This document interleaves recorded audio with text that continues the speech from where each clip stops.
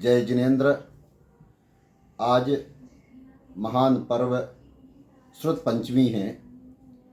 लोगों ने मंदिर में आज विधान के माध्यम से मुझे कहा कि श्रुत पंचमी पर कुछ आप बताइए। आचार्यों की पावन परंपरा में भगवान महावीर स्वामी के मोक्ष जाने के 614 वर्ष के बाद मांगनंदी के शिष्य आचार्य धरसेन हुए, जो श्रुत के प्रति अत्यंत विनयशील और अंग परंपरा के भी अंतिम ज्ञाता थे, अर्थात आग्रायणी नामक दूसरे पूर्व के पंचम वस्तु के अंतर्गत चौथे महाकर्म प्रावृत्त के ज्ञाता थे। वे कुशल निमित्त ज्ञानी और प्रभावशाली मंत्र ज्ञाता थे। महामहिमाशाली उन धरसेन मुनि ने निमित्त ज्ञान से अपनी आयु का अंतिम समय जानकर मेरे द्वारा गंभीर रूप से किया गया शास्त्र अध्ययन कालांतर में विच्छेद हो जाने वाला है, अतः इसे किसी न किसी प्रकार लिपिबद्ध कराकर सुरक्षित करना चाहिए। आगम को सुरक्षित और उसे लिपिबद्ध कराने की चिंता उन्हें सताने लगी। पूरी गुरु परंपरा उनकी दृष्टि में थी। वे देख रहे थे कि 600 वर्षों में द्वादशांग वाणी का तेज गति से ह्रास हुआ है।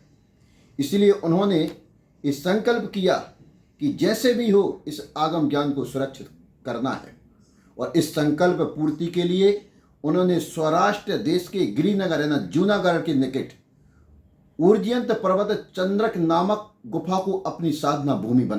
संयोग से उन्हीं दिनों महिमा नगरी में दिगंबर साधुओं का युग प्रतिकरण के रूप में महासम्मेलन हो रहा था। आचार्य धरसेन स्वामी ने उस मुनि सम्मेलन में एक पत्र भेजकर अपना अभिप्राय प्रकट किया। उस पत्र में आचार्य धरसेन स्वामी ने आगम को सुरक्षित करने का जो मन में संकल्प था वह व्यक्त करके उस समूह से 2 योग्य साधुओं को इस कार्य को संपन्न करने के लिए मांगा, ताकि वे साधक आगम ज्ञान की इस अनमोल धरोहर को हृदयंगम करें और लिपिबद्ध करके भविष्य के लिए सुरक्षित कर दें। मुनि सम्मेलन में इस महान आचार्य के संदेश का पूरा सम्मान किया गया। उनके इस पुरुषार्थ रूप संकल्प की सराहना की गई और इस संघ समुदाय से अत्यंत क्षमतावान, धैर्यवान, विनयवान, सुबुद्धि और नरवाहन नाम के 2 विद्वान साधुओं को इस महान कार्य के लिए निर्वाचित किया गया। सुबुद्धि और नरवाहन इन दोनों साधुओं ने संघ समुदाय के इस निर्णय को अपना अहोभाग्य माना और अविलंब गिरनार की ओर प्रस्थान किया। जब वे दोनों साधक गिरनार पहुंचने के लिए हुए, उस समय उस रात में आचार्य धरसेन को 2 स्वप्न दिखे और स्वप्न में उनने देखा कि शुक्ल वर्ण के वृषभ आ रहे हैं। स्वप्न देखते ही उनके मुख से ये निकल पड़ा, जय शुद्ध देवता, श्रुत देवता जयवंत रहे। और दूसरे दिन भी दोनों मुनि आचार्य धरसेन के चरणों में उपस्थित हुए। भक्ति पूर्वक आचार्य वंदना करके उन्होंने अपने आने का अभिप्राय निवेदित किया। आचार्य भगवान की परीक्षा प्रधान ये दृष्टि ने आगम ज्ञान की धरोहर सौंपने के पहले दोनों मुनिराजों की परीक्षा कर लेना आवश्यक समझा और दोनों को एक मंत्र देकर सिद्ध करने का आदेश दिया। साधना के बाद उन मंत्रों की बसवर्ती देवियां प्रकट हुई। उनमें एक की अंग वृद्धि और एक अंगहीनता के कारण कुरूप थी। साधुओं को समझते देर नहीं लगी कि उन्हें दिए गए मंत्र अधिकाक्षर और न्यूनाक्षर होने से दूषित थे, अतः उन दोनों विज्ञ साधुओं ने मंत्र शुद्ध करके पुनः साधना प्रारंभ की और 2 दिवस की साधना के बाद सर्वांग सुंदर देवियां सामने प्रकट हुई और उन दोनों देवियों को मंत्र मुक्त करके अपनी सफलता का समाचार आचार्य धरसेन को सुनाया।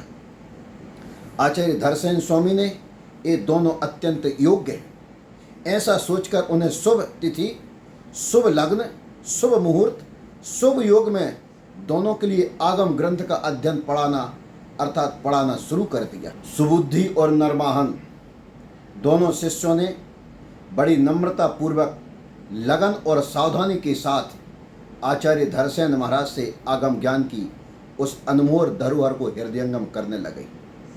जिस प्रकार कुमार के अवा का निकला हुआ माटी का सकोरा पानी में डूबने पर जिस प्रकार चारों तरफ से पानी को सोखता है, ठीक इसी प्रकार उन दोनों साधकों ने अपने गुरु की वाणी का पान किया और वह दिन आ गया जब आषाढ़ शुक्ल एकादशी का, जब आगम ज्ञान के अनुपम दान का यह अनुष्ठान संपन्न हुआ। उस समय वर्षा काल का समय अत्यंत निकट था और आचार्य धरसेन देख रहे हैं कि अब मेरा समय बहुत अल्प है और अगर संलेखना के समय ये दोनों शिष्य मेरे समीप रहेंगे तो संलेखना रूपी अनुष्ठान में सहायक होने से आगम ज्ञान को लिपिबद्ध करने में उनका व्यवधान होगा। इसलिए उन्होंने अपने ही पास चतुर्मास करने की अनुमति नहीं दी और विहार करने का आदेश दिया।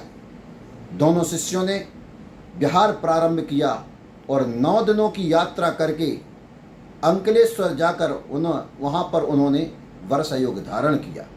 शिक्षा समाप्ति के उपरांत सुबुद्धि नाम के मुनिराज की दंतपंक्ति अस्त व्यस्त थी। उसे भूतों ने ठीक कर दी, जिससे उनका नाम पड़ा पुष्पदंत। और दूसरे नरवाहन मुनि की भूतों ने पुष्पोपहार द्वारा वादित्रों की ध्वनि के साथ में बड़ी पूजा की, इससे उनका नाम पड़ा भूतबली। आचार्य धरसेन स्वामी संतुष्ट थे कि उन्होंने गुरु परंपरा से प्राप्त किया अंग पूर्व आदि का समस्त ज्ञान अपने योग्यतम शिष्यों को सौंप दिया, जिसे वे थोड़े ही काल में लिपिबद्ध कर इस परंपरा को दीर्घ काल के लिए सुरक्षित कर देंगे। और अविलंब ही दोनों साधुओं ने सूत्रों का रचना कार्य प्रारंभ किया और यथासमय उसे पूरा कर लिया। कार्य संपन्न होने पर चतुर्विध संघ द्वारा उन ग्रंथों को ज्ञान का उपकरण मानकर श्रुत ज्ञान की पूजा की गई। सठखंडागम लेखन की परिसमाप्ति और श्रुत पूजा का वह पवित्र दिन ज्येष्ठ शुक्ला पंचमी का पावन दिन था। तभी से श्रुत आराधना के प्रतीक स्वरूप श्रुत पंचमी के पर्व के रूप में ये मनाया जाता है। महानुभाव, सठखंडागम ग्रंथ सिद्धांत में संपूर्ण सत्प्ररूपणा अधिकार की रचना आचार्य पुष्पदंत स्वामी ने की और शेष समस्त ग्रंथ आचार्य भूतबली द्वारा निर्मित हुआ। यही श्रुत पंचमी पर्व के माध्यम से आचार्य धरसेन स्वामी की जो धरोहर थी पुष्पदंत स्वामी भूतबली स्वामी ने ली और आज वो धरोहर हम सबके सामने है। हमारे ऊपर उन महान आचार्यों को महान उपकार है, इसलिए श्रुत पंचमी के दिन हम खूब आराधना करें और साल भर जिनेंद्र भगवान के द्वारा प्ररूपित धर्म जिनवाणी का निरंतर स्वाध्याय करें। जय जिनेंद्र।